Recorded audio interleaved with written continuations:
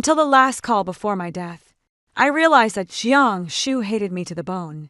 He said, "Li Yu, every penny you've thrown my way disgusts me. Every breath of air I take in your home makes me feel filthy. Only when you're dead will the humiliation you've inflicted on me truly disappear." When I opened my eyes again, I was back at 21, and my parents were beaming with delight, suggesting that Jiang Shu and I get engaged first, and marry after graduation.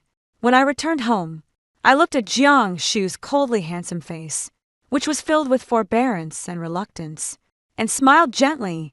Turning to my parents, I said, "Mom and Dad, free love is all the rage now.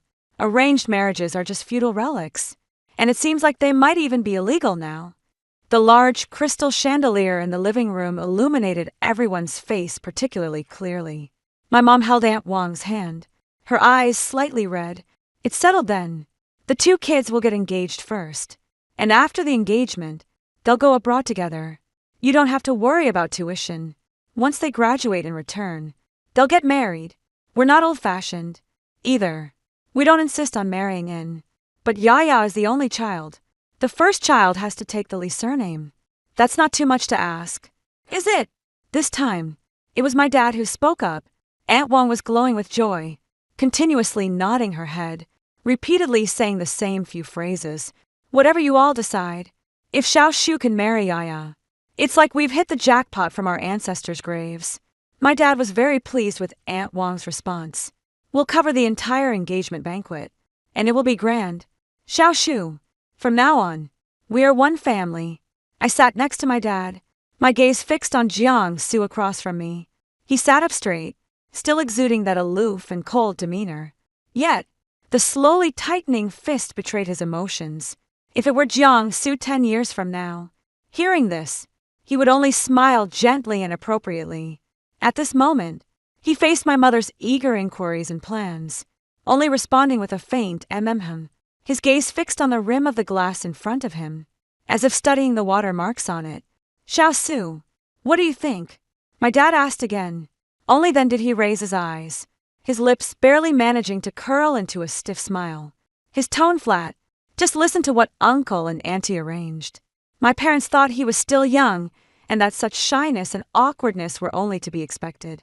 Only I, the one who crawled back from hell, can understand the nearly boiling humiliation and icy hatred beneath his perfect disguise. Jiang Su was brought to my house by Aunt Wang in his second year of junior high. Before that, the hardworking and pragmatic Aunt Wang had been working as a nanny in my home for 3 years, and my mother was very satisfied with her. Upon hearing that she had a son studying at No. 1 middle school, my mother and she had even more to talk about because I was just a magic pill, truly lacking in any learning or skills. My mom knew that Jiang Su was among the top 3 students at City No. 1 high school, and she was inclined to have him come tutor me. The first time I saw Jiang Su, he was wearing the City No. 1 high school uniform, standing straight with a cold gaze, possessing a stubbornness that set him apart from all the other boys around me. Just from that one glance, I felt he was different. Later, I used the excuse of not wanting Aunt Wang to be all alone, and it would be convenient for our tutoring sessions to act cute and persuade my parents to let him move into our home. Knowing that his dream was to apply to an Ivy League school, I begged my parents to fund him to attend various expensive summer camps and research programs in his sophomore year. Although he didn't get into an Ivy League school, he was accepted by the University of Chicago. To avoid being separated from him, I had my dad use his financial influence to apply for a transfer to an obscure university in the same city, where sufficient funding could grant me admission. Later, everything smoothly fell into place. We studied abroad together, graduated, returned home, and got married. Naturally, he entered my company and gradually took over the business until the 5th year of marriage. He asked me to deliver an urgent contract to a golf course on the outskirts of the city. As I drove along the winding mountain road, the brakes suddenly failed. In panic, I trembled as I dialed his number. On the other end, he answered, and the background noise was the faint whoosh of golf clubs cutting through the air. "Honey, it seems like my brakes have failed," I cried out, screaming into the phone. But after his brief silence, I heard his disdainful laugh in the receiver, and my heart sank to the depths. "Li Yu, Every penny you hand out to me makes me feel sick. Every breath of air I take in your house makes me feel dirty. Only when you're dad will the humiliation you placed upon me completely disappear. Then I can reclaim my dignity. Liu, I hope in your next life you won't encounter me again. The busy tone of the call ending coincided with the thunderous sound of my car crashing through the guardrail and rolling down the cliff. My thoughts returned. The crystal chandelier in the living room was bright and warm, and I could hear my excited voice. I've asked a friend to find a house for me right by Hyde Park, just 2 streets away from the University of Chicago. It's also very close to both the university and Yaya's school. I'm flying over next month to set up all the furniture and find a reliable auntie. Yaya has a Chinese stomach. She can't be eating burgers every day. And also, Xiaosu, you need to hurry and get an international driver's license when you get there. Uncle will buy you a car. How about a Range Rover or maybe a Porsche, since Yaya likes Porsches? He spoke with animated enthusiasm, as if he could already envision the beautiful scene of me and Jiangsu supporting each other and progressing together in a foreign land. Aunt Wang stood by rubbing her hands together, both grateful and at a loss, repeatedly expressing her thanks. Jiangsu sat quietly on the single sofa, his back straight, his expression one of perpetual aloofness and blankness. After my dad finished speaking, he looked at Jiangsu lovingly. Xiaosu, besides this, do you have any other requests? Feel free to say anything. I just hope you and Yaya are the same there as you are at home. Please don't hesitate to speak up. Jiangsu raised his eyes, those typically cool and distant orbs now appearing particularly serious as he carefully considered his words. Thank you, Uncle Lee. The arrangements are already very comprehensive. However, with over 2 months left before school starts, I previously applied for a summer academic camp organized by the Economics Department of Chicago University, and the opportunity is quite rare. I was wondering, could I go there to attend it first? He seemed afraid that my dad would disagree after giving it some thought, and with a hint of urgency, he added, the summer camp is right here in Chicago. I want to go there early to get familiar with the environment and settle in. So, I won't be all flustered when school starts and can take good care of Yaya. Sure enough, my dad showed an expression of appreciation and relief. Just about to agree. Dad, I set down the glass I had been holding, the clear clink interrupting the harmony in the room. I've thought about it. Everyone's gaze instantly focused on me. Jiangsu furrowed his brows immediately. A hint of dissatisfaction flashed across his face. He spoke up first. That summer camp registration has already closed. Moreover, the course intensity is quite high, focusing entirely on professional seminars and project practice. I'm afraid I won't have the time to take care of Yaya. Uncle Lee, I still suggest that Yaya go there after school starts. This period of time is just right for her to catch up on her English in the country. Otherwise, if she suddenly ends up in an all-English environment, I'm worried she won't be able to adapt. Look at how considerate that is. Every word and phrase is thinking of me, while in reality, every word and phrase is saying, don't disturb him. I seemed not to hear his words, nor did I even glance at him. Instead, I faced my parents' puzzled gazes and slowly curled my lips into a smile, clearly and slowly saying, Mom and Dad, nowadays it's all about free love. Arranged marriages are feudal relics, and it seems they might even be illegal. As the words fell, the living room was enveloped in an utter silence. The smile on my dad's face froze. My mom's mouth dropped slightly in surprise. Aunt Wang was taken aback at first. Then her face turned white in an instant, looking at me helplessly, then glancing at her son, her lips trembling, but unable to utter a single word. And Jiangsu, the person I had been locking onto from the corner of my eye, the usual perfect mask of coldness on his face revealed a clear crack in that fleeting moment. In the depths of those typically calm eyes, a hint of surprise, sharpness, and understanding searched, momentarily unmasked. After a few seconds of silence, it was my dad who reacted first. His brows furrowed. Yaya, what nonsense are you talking about? No matter how unhappy you are, you shouldn't say such ridiculous things about arranged marriages. Xiaosu makes a good point. He's going to adapt in advance. The summer camp is intense, and if you're alone in the apartment with the language barrier, How can Mom and Dad possibly feel at ease? Looking at the approval and praise in his eyes for Jiang-Su, I couldn't help but feel a twinge of pity for him in the second life. Dad, oh Dad, do you have any idea that you're sitting across from a white-eyed wolf? He will have absolute control of our family company 10 years later. Like cleaning away a maggot that has been clinging to him for more than a decade. Aunt Wang's voice snapped me out of my pity for my dad. She grabbed Jiang-Su's arm, her face a bit pale. Xiao-Su, did you upset Yaya somewhere? Hurry, apologize to Yaya. She was so anxious that her eyes turned red, looking at me with a pleading gaze, fearing that my sudden caprice would ruin the bright future her son had painstakingly paved. Jiang-Su took a deep breath. His usually cool gaze turned towards me, swirling with displeasure at having his plans interrupted and suppressed irritation. Yet the words that came out carried a hint of reassurance. Yaya, don't make a fuss. As soon as the summer camp is over, I will immediately notify you to come. Okay, I won't keep you waiting for long. See how proficient. In my past life, it was with this kind of tolerance that he left me speechless after our marriage. However, back then, I was infatuated. As long as he occasionally gave me a piece of candy, I was content. Everyone, quiet down and let Yaya finish speaking. My mom gently patted my dad's arm, but her gaze was worried, fixed on my face.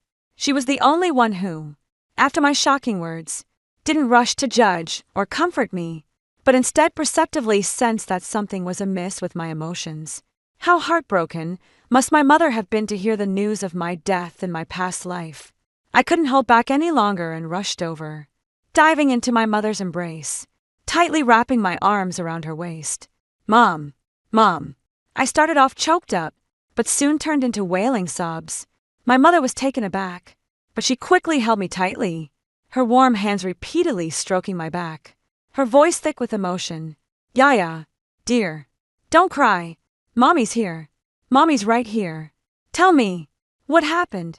Who hurt you? I shook my head in her arms, simply crying as if I wanted to cry out all the fears and regrets from my past life. I don't know how long it lasted, but the surging emotions finally calmed down a bit, leaving only occasional sobs. I lifted my head from my mother's embrace, my eyes swollen and red, and looked toward the several people in the living room, each with different expressions. My gaze swept over Jiang-Su's still perfect face, which now sent chills down my spine, and finally settled on my parents' faces, filled with worry and confusion. I wiped my face fiercely with my sleeve, stood up straight, and though my voice still carried a heavy nasal tone, each word was crystal clear, echoing in the silent living room. Dad, Mom, you've really overthought this. Jiang-Sun and I are just ordinary classmates, not even friends. After all, Jiang-Sun has never publicly acknowledged that I am his girlfriend. So, I don't plan to transfer to Chicago anymore. I don't want to get engaged to Jiang-Sun Day. I want to stay in the country. Also, I hope Jiang-Sun can move out. I'm already 20 years old, not a child anymore. Dad, you pulled the stunt again today. How do you expect others to see me? I watched Jiang-Sun with a hint of vengeful pleasure. Doesn't he think I've insulted his dignity? Doesn't he feel dirty every second he spends in my house? I've given him the opportunity to regain his dignity and breathe fresh air. Jiang-Sun was young and impulsive. After hearing what I said, he threw out, Lou, don't regret it, and left with his mother without looking back. I will never regret it, and I will wait for the day he regrets it. After their figures disappeared from my home, I turned to my father and said, Dad, let's stop all financial support for Jiang-Sun Day. Our family has already funded him for 2 years of college. We have been more than generous, and studying abroad shouldn't cost us any more money. My dad frowned and looked at me inquisitively. Are you throwing a tantrum or are you serious? I'm serious. I don't like him anymore. Don't train him as your future son-in-law. What a shame. My dad shook his head. He's smart, determined, and has potential. You can't rely on him. I was planning to groom him to help you, even if he doesn't become a son-in-law. Could we sign an agreement to have him come back to work for the company after he finishes his studies? No, I said decisively. He's proud and arrogant. He might think that being supported is a humiliation. I think he should want to rely on himself more. Why should we spend money that might not be well received? If he holds a grudge, wouldn't that be planting a bomb in our family? My mom also frowned in agreement. That kid's thoughts are a bit too cold and hard. I seized the opportunity. Dad, instead of always thinking about how to cultivate outsiders, why don't you consider how to turn me into a qualified successor? My dad laughed in anger. Haven't I trained you? It's you who refuses to learn. If it weren't for the fact that he looked me up and down, shook his head, and didn't say anything more to put me down. Well, I admit that in recent years, I really only thought about how to attract Jiang Su's attention. I looked him in the eye and said, as long as you promise not to fund Jiang Su a single cent anymore, I will intern at your company during the summer after my sophomore year. And I want a position as the executive assistant. Thinking about being the executive assistant under my dad's watchful eye every day, I switched to another position. Just give me a job as a personal assistant. My dad scrutinized me for a moment and decisively said, it's a deal. And Jiang Su, he would soon find out that he had lost both me and my family's money. His so-called pursuit of dreams is nothing but a bunch of bubbles.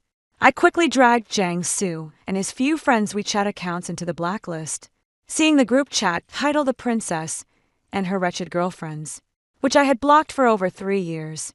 I truly found myself despicable. When I first started trailing behind Jiang Su, their mockery of him was both snobbish and piercing. In a fit of anger, I blocked the group and gradually distanced myself from everyone.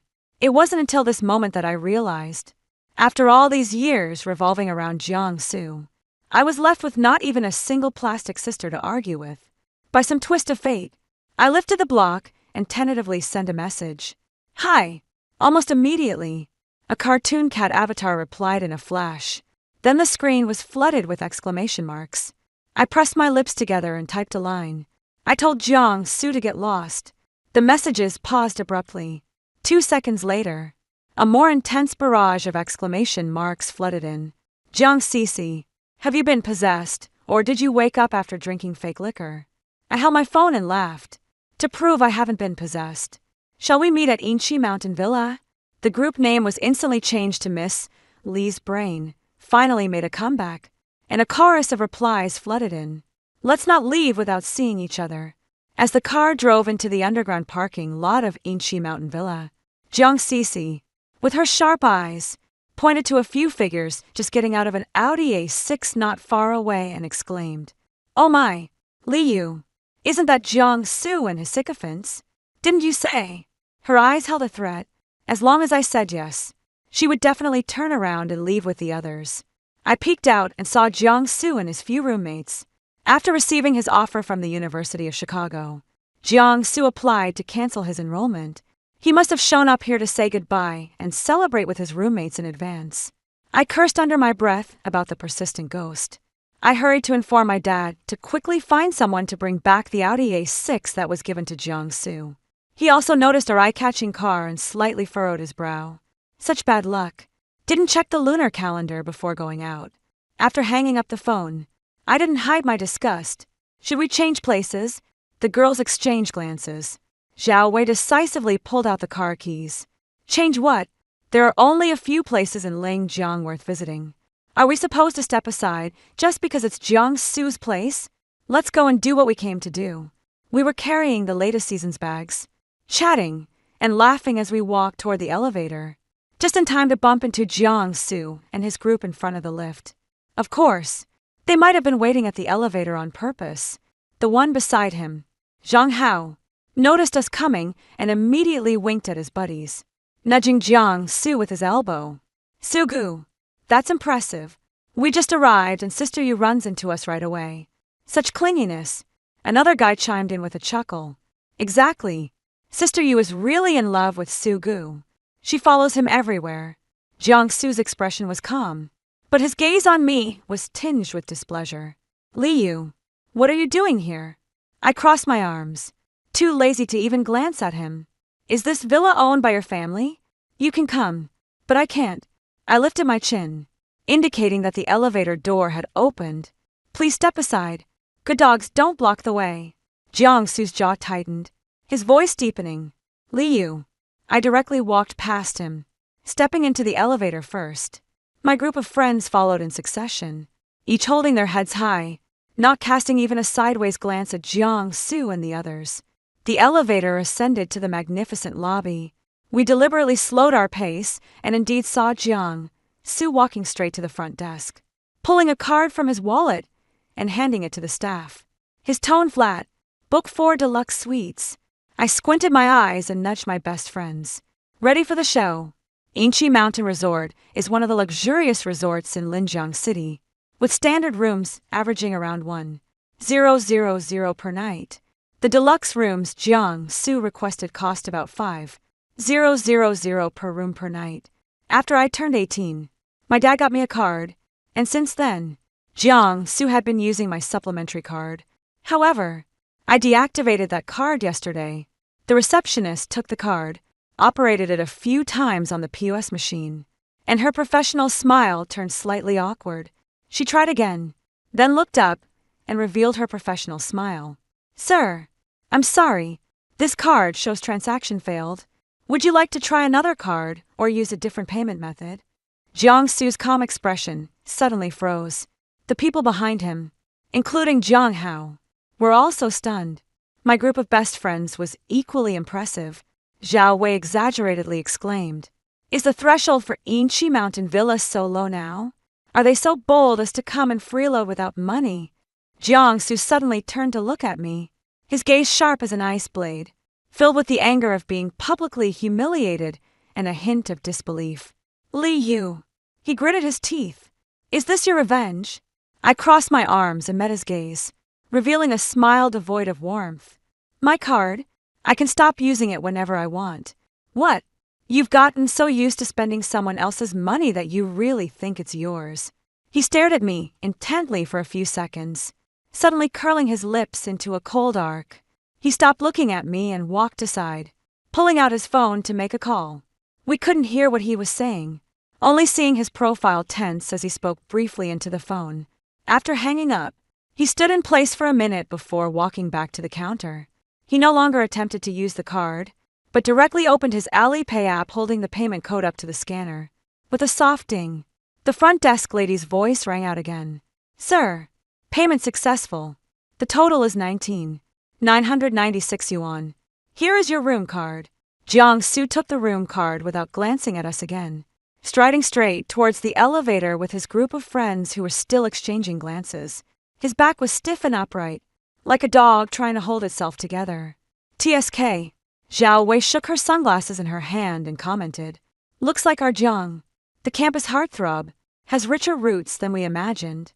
20,000. And not a blink." I smiled lightly and didn't respond. Deep down, I felt that Aunt Wang would be better off raising a barbecued pork than him. "Let's go." I linked arms with Jiang Cici and Zhao Wei. "Let's not allow unimportant people to ruin our vacation mood." The strawberry shed was sweet and warm. Jiang Cici and I had just picked half a basket when we saw Jiang Su's 3 roommates swaggering in at the entrance. Jiang Cici and I exchanged glances, both of us showing irritation and disdain. How could we run into them everywhere? Moreover, I squinted and observed them for a while. They didn't seem to have good intentions. Zhang Hao led the way, with the other 2 flanking him on either side, seemingly trying to persuade him in hushed tones. But he shrugged them off. He walked straight up to us and blocked our path, with his arms crossed and chin slightly raised. Zhang Hao opened with a confrontational tone. "Sister Yu, is it appropriate for you to treat Brother Su this way?" I gently rubbed the bridge of my nose, realizing it was all my fault for spoiling Jiang Su and his group of roommates with my fondness. Who would have thought that the person who first tried to win my favor by exploiting every opportunity would end up being so domineering in front of me? Sure enough, one shouldn't give him too much face. He continued on his own. "First, you froze his car, and now you're sending someone to tow his car. Brother Su is not your family's live-in son-in-law. Don't you think your economic control tactics are a bit too?" He deliberately paused, leaving the unpleasant implication hanging in the air. I understood at once. My dad moved really quickly. It seems that Audi A6 has already been taken away. Jiang Su is not here. Is he off to return the car keys? "Sister Yu, it's not that we brothers are meddling. We've all been watching how you've pursued Brother Sue over the years. It's not easy to bare your heart and soul. He changed his tone, laced with both regret and a warning. Now that it seems you're finally on the verge of achieving something good, do you really want to do this? Aren't you afraid you'll truly annoy him and leave him feeling cold-hearted? He spread his hands, feigning concern for me. A man like Brother Sue, with good looks, talents, and a bright future if you mess this up. Finding someone of the same caliber again would be as hard as searching with a lantern. Take my advice. Know when to stop, and know when it's enough. The two roommates beside me exchanged uneasy glances and awkwardly tugged at Jiang Hao. But he shrugged them off. Jiang Cece looked at me as if she had swallowed something unpleasant, turning her head to say, "How have you been able to stand this ordinary yet self-assured bro for these past few years?" Jiang Hao's expression changed drastically. I stepped forward to block his view of Jiang Cece. "Jiang Hao, why are you working so hard for him? What benefits has he given you that makes it worth sticking your neck out for him?" "Ha! Someone like you, who only knows how to use a few lousy bucks to suppress others, will never understand the brotherhood we share. Really, Li Yu?" Jiang Su's low voice came from the entrance, interrupting the sarcasm I was about to unleash. He approached quickly with a tense face, his displeased gaze first sweeping over his few roommates, and finally landing with disdain on my face. "You think that making a scene like this will make me compromise? That I would take you to Chicago ahead of time, using such childish tactics to apply pressure? Li Yu, when will you ever grow up?" I looked into his eyes, deeply rooted in the belief that all my actions were just to entangle him, and pointed outside the shed. "Do you see that road? Get lost." 2 weeks later, the sunlight was just right in the villa's glass greenhouse, and I was holding the flower shears, pruning a cluster of blooming roses. "Li Yu." A suppressed growl filled with anger came from the doorway. Jiang Su stood there, his chest slightly rising and falling, clearly having hurried over, his bangs a bit disheveled, and in his usually cool eyes, there was now a fire burning. "You told your dad to stop funding me." He strode up to me, a face full of accusation. I set down the flower scissors and picked up a handkerchief nearby to slowly wipe the dew off my fingertips before looking up at him, feigning surprise. "Oh, did you receive the email from the University of Chicago?" My calm tone made his fists clench tightly.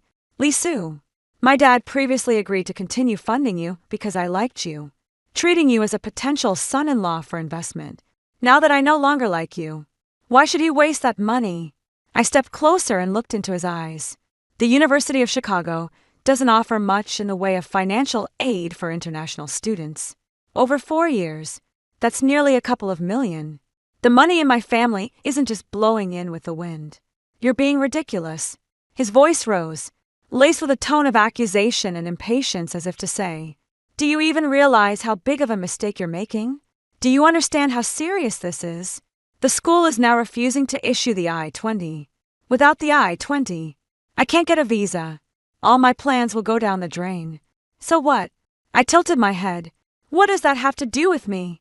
He was at a loss for words, his chest heaving violently a few times, as if he was struggling to suppress his anger. For a moment, he took a deep breath, suddenly softened his voice, and conceded, "Li Yu, stop messing around. Okay." His tone lowered. "I promise you, when the summer camp starts, I'll take you along. Can you stop forcing me like this?" "All right." I looked at him and suddenly smiled. "Jiang Su, are your ears just for decoration? Or do you only hear what you want to hear?" I reined in my smile, speaking each word with crystal clarity. "I'll say it one last time. I am not going abroad. I want to stay in the country." Jiang Su's expression changed abruptly. The facade of gentleness shattered instantly, replaced by disbelief. "You're staying in the country. You submitted a withdrawal application to the school. How can you stay? Li Yu, don't joke like this. Are you going to take the college entrance exam again? Stop it. Before I was wrong. I neglected you." Okay. He truly believed that I was throwing a tantrum in a self-destructive way to gain his attention and compromise. I picked up the flower shears and held them up to the sunlight, inspecting the sharp blade, my tone light and airy. "Who told you I submitted the application to withdraw from school?" His pupils suddenly contracted. "That night in my living room, I clearly told you that I wanted to stay in the country. I turned away, continuing to trim the rose bush, my voice laced with confusion. Jiangsu, you aren't so self-righteous as to take my words as just a fit of anger and then went off to submit a withdrawal application. Are you? With a crack, a superfluous branch fell in response. Behind me was a deathly silence. A few seconds later, I heard his short, gasping breaths. I turned back and saw that his face had drained of color, pale as paper, and even his lips were trembling slightly. In those eyes that were always calm and composed, there was now an overwhelming terror and a late-arriving despair. If he weren't still here, I would have wanted to sing a song, but I didn't say anything more. I simply picked up the freshly cut rose with its thorns and casually tossed it into the nearby waste bin. Liu, you're lying to me, aren't you? He suddenly stepped forward quickly, gripping my wrist tightly as I was his last hope at that moment. I broke free from him without hesitation, just like in a past life when he unhesitatingly hung up the phone after spilling his heartfelt words.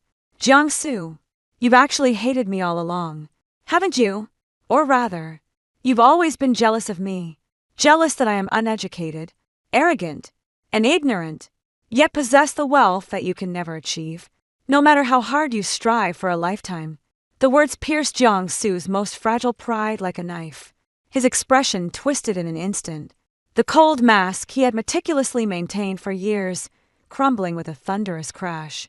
He stared at me in shock, and after a moment, he began to defend himself. I never, how could I hate you? Let alone be jealous of you? I love you. I love you. Liu, you're quite something. Pretending for so many years. I'm giving you a chance at freedom now. Isn't this what you've always wanted? I watched as Jiangsu's pupils constricted sharply, observing his tall body begin to tremble uncontrollably. You should thank me. I took a step back, spreading my hands.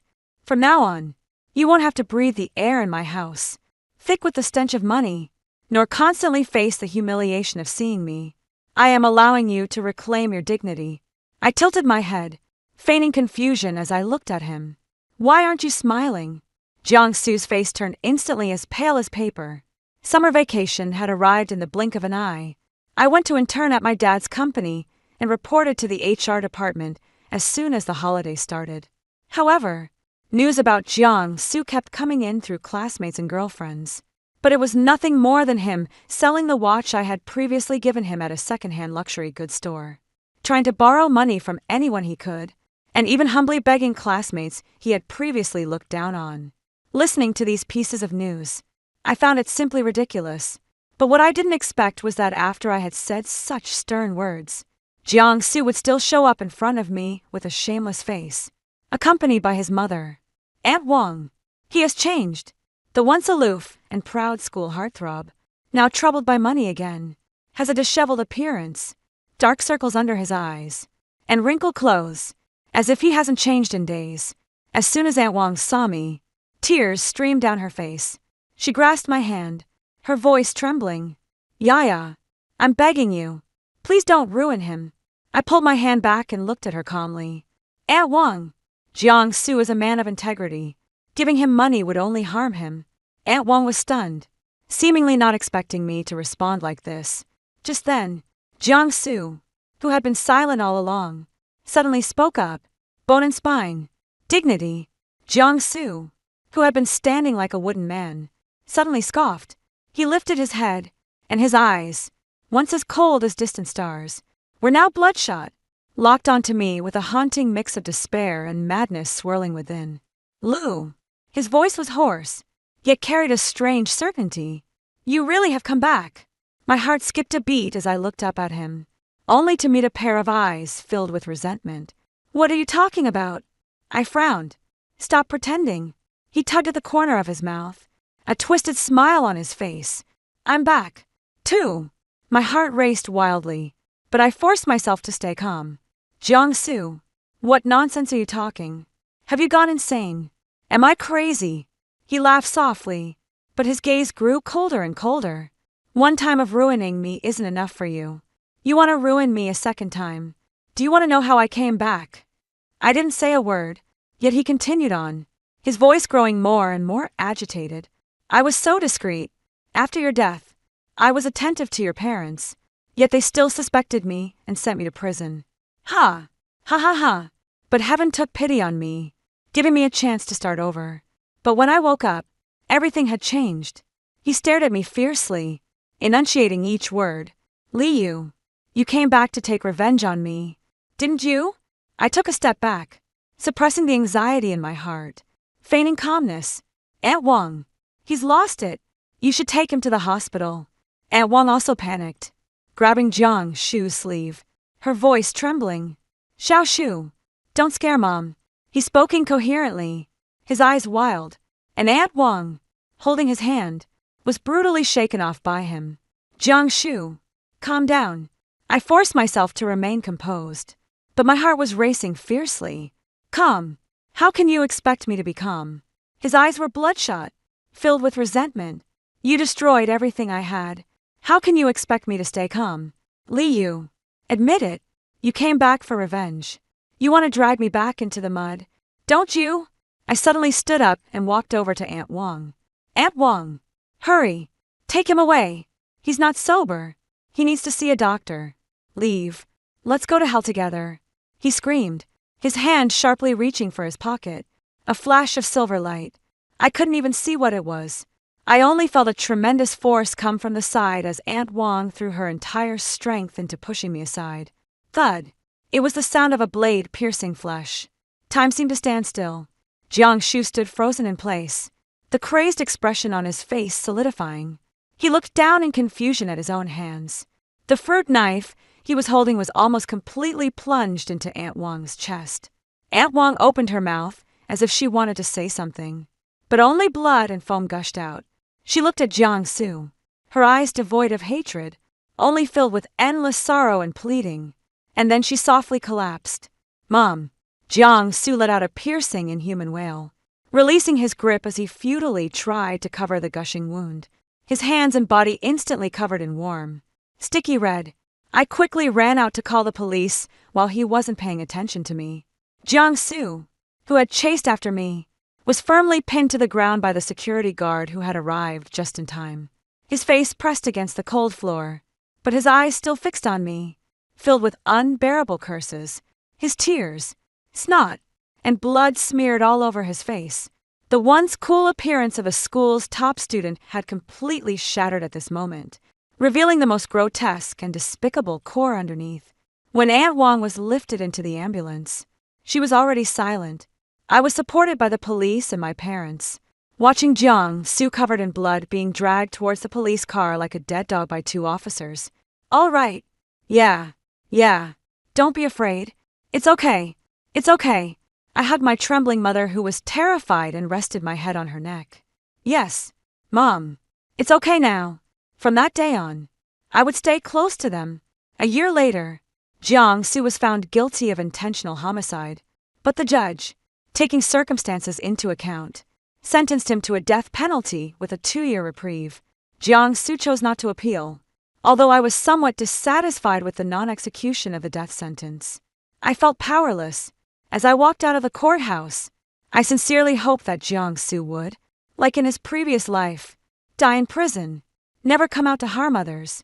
However, perhaps for Jiang Shu, who possesses memories of his past life, chewing over the grandeur of the past every day in prison would be even more unbearable than death.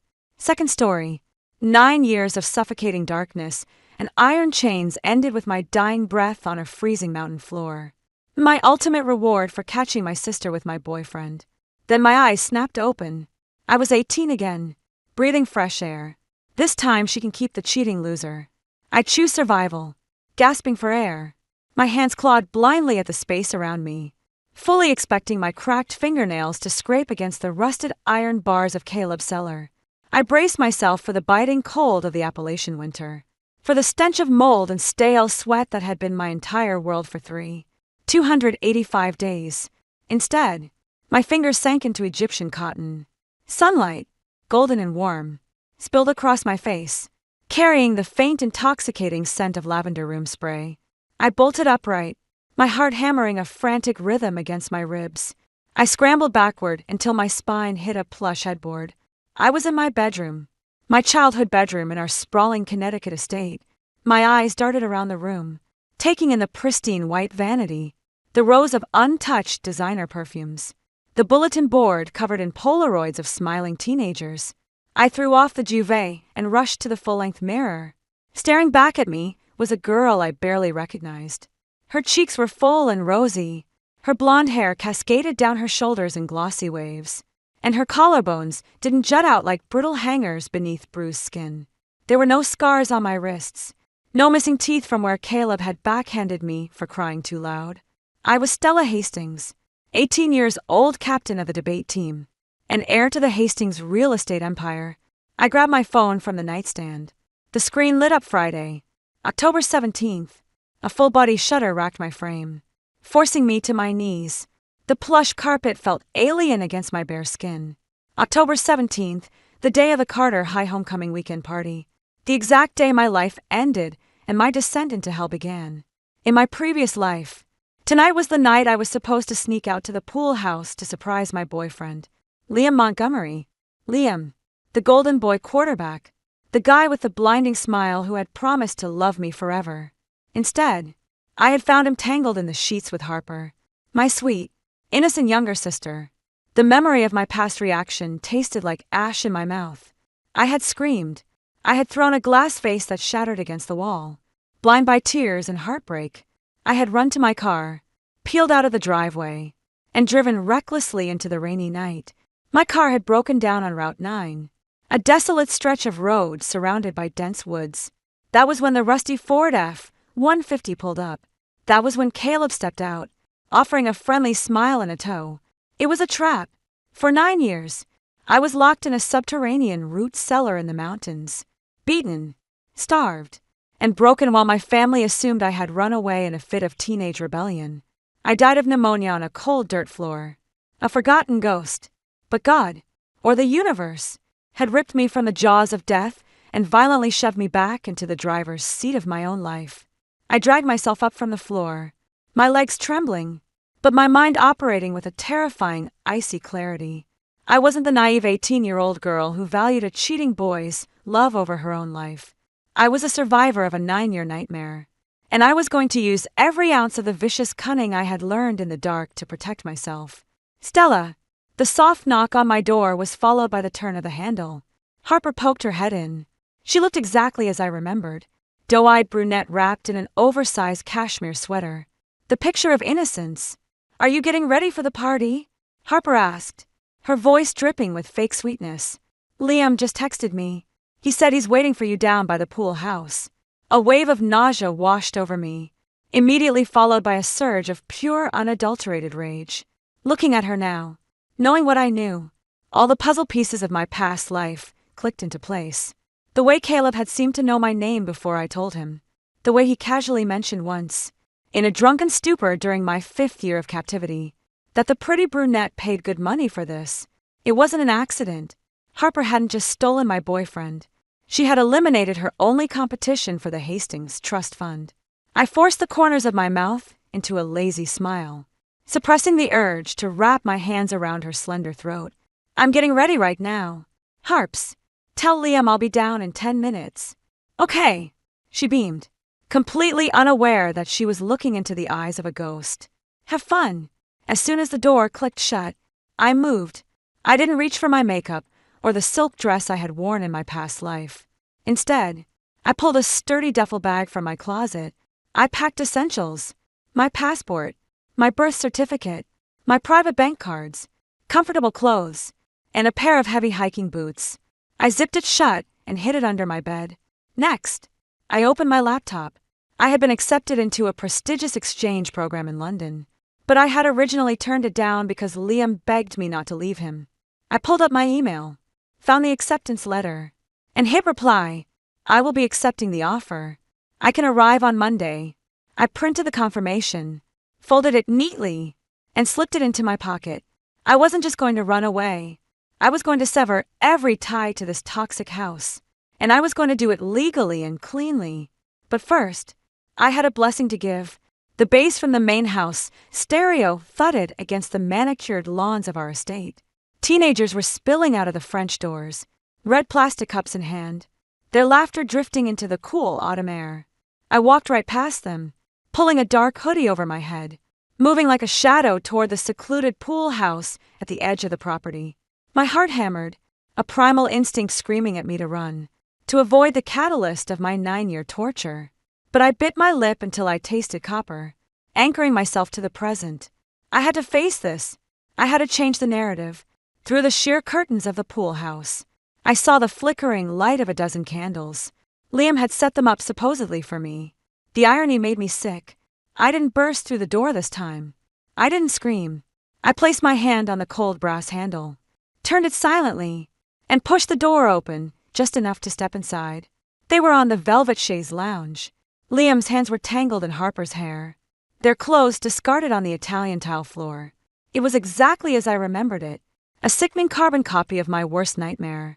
But this time, I didn't feel a shred of heartbreak. I only felt a cold, clinical disgust. I pulled out my phone, made sure the flash was off, and snapped 3 crystal-clear photos. The digital click of the camera shutter cut through their heavy breathing like a gunshot. Liam froze. Harper gasped, shoving him off her as she scrambled to pull a throw blanket over her chest. "Stella!" Liam's voice cracked in a pathetic squeak, his face drained of all color, his eyes wide with absolute terror. "Stella! Wait. It's not what you think. Really." I leaned against the doorframe, crossing my arms. I kept my voice perfectly level, devoid of any emotion, because it looks exactly like my boyfriend sleeping with my sister in our pool house. "Stella, please." Harper sobbed, her eyes welling up with fake tears. She was good. I'd give her that. In my past life, her tears had confused me, making me feel like somehow I was the one ruining the family. It just happened. We didn't mean to. Save the performance. "Harper, I don't care." That stopped them. Liam was already reaching for his pants, stammering apologies, but my chillingly calm demeanor halted him in his tracks. They stared at me, bewildered. This wasn't the script. I was supposed to be crying. I was supposed to be destroyed. "You don't care?" Liam echoed, looking almost offended. "Not the slightest," I said, stepping further into the room. I held up my phone, tapping the screen. "You two are actually perfect for each other. You're both liars. You're both cowards. And honestly, you just saved me a lot of time and energy. What are you going to do with those pictures?" Harper's voice dropped an octave, the innocent facade slipping just a fraction. The real Harper was peeking out. "That depends entirely on your little sister," I said, walking toward her until I was standing over the chaise lounge. I looked down at her, channeling every ounce of the hardened survivor I had become in that mountain cellar. She flinched, shrinking back into the cushions. "Tomorrow morning, I am transferring to a school in London," I stated, my voice echoing off the vaulted ceilings. "I am leaving this house, and I am taking my portion of the trust fund early. You are going to go into Dad's study, and you are going to tell him that you think it's a brilliant idea. You will convince him to sign the early release papers. If he hesitates, you will beg him." "And if I don't?" Harper challenged, her eyes narrowing. "If you don't, these photos go to Dad. They go to Mom. They go to the principal at Carter High. They go to the cheer squad. And they go to the admissions board at Yale, where I happen to know you just submitted your early application emphasizing your strong moral character and family values." Liam looked like he was going to vomit. "Stella, you wouldn't. Try me." "Liam." I snapped, my eyes locking onto his. For a split second, the image of Caleb's sneering face superimposed over Liam's, and a dangerous feral energy spiked in my veins.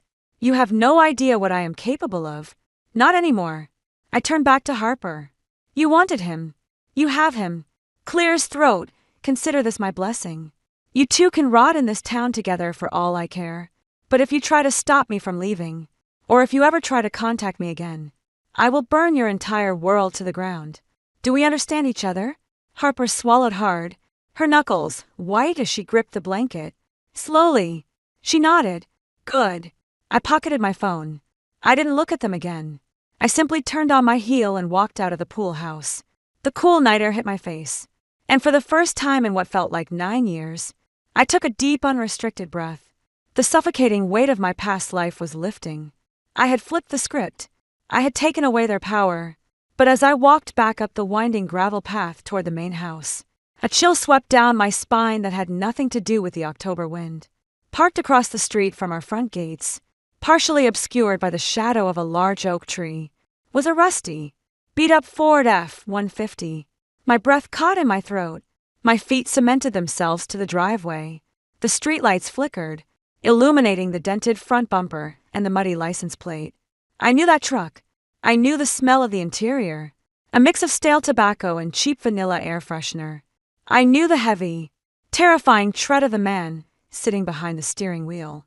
Caleb! He was already here. My heart hammered a frantic warning against my ribs. I had assumed that my kidnapping in my past life was a crime of opportunity. That Caleb had just stumbled upon a vulnerable, crying teenager broken down on the side of the road, and Harper had paid him off after the fact to keep me hidden. But seeing him parked outside my house, waiting, watching the front gates on the very night I was supposed to run away, the horrifying truth crashed down on me like an anvil. It was premeditated. Harper hadn't just capitalized on my disappearance. She had orchestrated it from the beginning. She had hired a monster to sit outside our home, waiting for the perfect moment to snatch me away forever. If I had run crying to my car tonight, Caleb would have followed me. He would have run me off the road. A cold sweat broke out across my forehead. The transfer to London wouldn't be enough. Blackmailing Harper wouldn't be enough. As long as that truck was idling in the shadows, as long as Caleb was on Harper's payroll, I was dead meat. I ducked behind the thick hedges lining the driveway, my hands shaking as I pulled out my phone. I couldn't call the police. I had no proof yet, just the paranoid ravings of a girl who supposedly hadn't been kidnapped yet. If I spooked them, Caleb would slip back into the mountains, and Harper would just hire someone else. I needed to be smarter. I needed to trap them both in a web of their own making. I pulled up my contacts and stared at the name of the one person I knew I could trust. The only person in this superficial town who hated the Hastings family politics as much as I was starting to. Declan Vance. Wait. Self-correction. The prompt said no. Vance. I must change the name immediately. Declan Shaw. Declan was the son of a town's disgraced former police chief. He was an outcast, a hacker, and a cynic who sat in the back of my AP government class sketching highly detailed portraits of decaying buildings. In my past life, we had shared exactly 3 conversations, but I remembered a rumor that Declan ran a private server where he exposed local corruption for fun. I typed out a message with trembling fingers. Declan, it's Stella Hastings. I need a massive favor, and I have enough cash to buy you that server's upgrade you've been complaining about. Meet me behind the school bleachers tomorrow at 6 a.m. Don't tell anyone. I hit send. Looking through the leaves of the hedge, I watched the glowing tip of Caleb's cigarette illuminate the cab of his truck. A terrifying, predatory smile stretched across my face in the dark. For 9 years, I had been the prey. I had cowered. I had begged. And I had died in a cage. But they had made a fatal mistake. They had let me come back. And this time, I wasn't just going to escape the mountain. I was going to bury them under it. Dawn broke over the Connecticut suburbs in a wash of cold, bruised purple. I sat on the damp aluminum of the school bleachers, my breath pluming in the crisp morning air. My hands were wrapped around a thermos of black coffee, but the caffeine was entirely unnecessary. The sheer adrenaline of survival was keeping me sharp, vibrating through my veins like a live wire. Footsteps crunched on the frost-covered grass. Declan Shaw materialized from the morning fog, hands shoved deep into the pockets of an oversized vintage leather jacket. He looked exactly as I remembered. Sharp jawline, messy dark hair, and eyes that held a cynical intelligence far beyond his 18 years. He didn't say a word as he climbed the bleachers, dropping his heavy canvas backpack onto the metal bench beside me. "You're here early, Hastings," Declan muttered, his voice gravelly with sleep. "Your text sounded like a ransom note. What kind of mess are you in that requires my specific, highly questionable skill set before first period?" I didn't smile. I reached into my duffel bag, pulled out a thick manila envelope, and tossed it onto his lap. It landed with a heavy, satisfying thud. $10, 000 in crisp $100 bills. my emergency stash from my private savings. Declan unfastened the clasp, peering inside. His eyes widened slightly, the cynical mask slipping for a fraction of a second. Okay, you have my undivided attention. Who are we destroying? My sister, I stated coldly, and a man named Caleb Bowman. He drives a rusty 1998 Ford F-15 on Connecticut plates ending in 7G4. He spent the entire night parked outside my estate. Declan let out a low whistle, pulling a sleek, modified laptop from his bag. Harper Hastings, the school's reigning princess of purity. What did she do? Steal your favorite designer bag? She hired him to abduct me, I said, my voice deadpan, devoid of any trembling. I watched Declan's fingers freeze over his keyboard. He slowly turned his head to look at me, searching my face for the punchline. When he found only cold, hard truth, his demeanor shifted instantly. The sarcastic teenager vanished, replaced by a hyper-focused predator. Give me every single detail you have, Declan demanded, his fingers flying across the keys in a blur. For the next hour, I spun a carefully curated version of the truth. I didn't tell him about my past life. He would have committed me to a psych ward, but I told him I had overheard Harper on the phone. I told him I had caught Liam and Harper together, and that Harper was trying to eliminate me to secure the entirety of the Hastings family trust. She's smart, but she's arrogant, I explained, watching lines of code reflect in Declan's dark eyes. She wouldn't use her main bank account, check for offshore transfers, crypto wallets, or dummy corporations tied to her maiden name. Caleb isn't a professional hitman. He's a low-life scavenger from the Appalachian foothills. He's going to leave a digital trail. Give me a minute, Declan muttered. Silence stretched between us, broken only by the frantic clacking of his keyboard. 10 minutes passed. Then, 20, finally. Declan hit the enter key with a vicious strike. Got you, you little sociopath, he whispered, turning the screen towards me. Harper opened a shell account in the Cayman Islands 3 months ago under the name HH Enterprises. 2 days ago, she wired $50,000 to a Shell LLC registered to a P.O. box in West Virginia. The registered owner of that LLC, Caleb Bowman. A twisted sense of vindication washed over me. I wasn't crazy. My 9 years of torture hadn't been random. They had been purchased. Download everything, I commanded, a dangerous fire igniting in my chest. The IP addresses, the transfer receipts, everything. We aren't just going to the local cops. Half of them are on my father's payroll anyway. We're going to the FBI. But first, we're going to set a trap that my sweet little sister will walk right into. The rest of the day was a master class in psychological warfare. I returned home and played the part of the utterly defeated, heartbroken teenager. I cried on cue when I told my parents, Richard and Victoria Hastings, that I simply couldn't bear to stay at Carter High after Liam's betrayal. I pleaded for the early release of my trust fund and the immediate transfer to the London Academy. Harper played her part beautifully, too. She stood beside my father's mahogany desk, squeezing my shoulder with fake sympathy. Dad, I really think it's for the best, Harper murmured, her doe eyes wide. Stella needs a fresh start. Being here is just hurting her. I'll miss her terribly, but we have to do what's right for her mental health. My father sighed, adjusting his reading glasses. Very well, Stella. I'll authorize the early release of the funds and sign the transfer papers. You fly out tonight. Thank you, Daddy, I whispered, keeping my eyes downcast to hide the murderous glare burning in my pupils. Before I left the study, I made sure to pull Harper aside. I leaned in close, letting my voice waver perfectly. I'm driving myself to JFK Airport tonight at 11 p.m. I'm taking the back roads through Route 9. I want one last drive through the woods before I leave this terrible place forever. Don't tell Mom and Dad. They'll want the chauffeur to take me, and I just need to be alone. Harper's eyes gleamed with a predatory triumph. She thought she had won. She thought she had perfectly maneuvered me into isolation. Your secret is safe with me. Stella, have a safe trip. Headlights cut through the pitch-black stretch of Route 9 like predatory eyes. The rain had started to fall in sheets, drumming a frantic, deafening rhythm against the roof of my Mercedes. It was an exact replica of the night I died. The winding road was slick, surrounded on both sides by dense, suffocating pine trees that seemed to lean in, eager to swallow me whole. My heart hammered against my ribs like a trapped bird. Every instinct in my body screamed at me to turn the car around, to flee back to the safety of civilization. But I gripped the leather steering wheel until my knuckles turned white. I was not the prey anymore. In the rearview mirror, a pair of dim, uneven headlights appeared through the torrential rain. Clear as throat, the rusty Ford F-150. Caleb was right on schedule. My phone buzzed in the cup holder. I tapped the speakerphone button. "He's tailing you. Hastings." Declan's voice crackled through the speakers, laced with heavy static. "GPS shows him exactly 60 yards behind your bumper. FBI Special Agent Harrison, Wright, is on the secure line.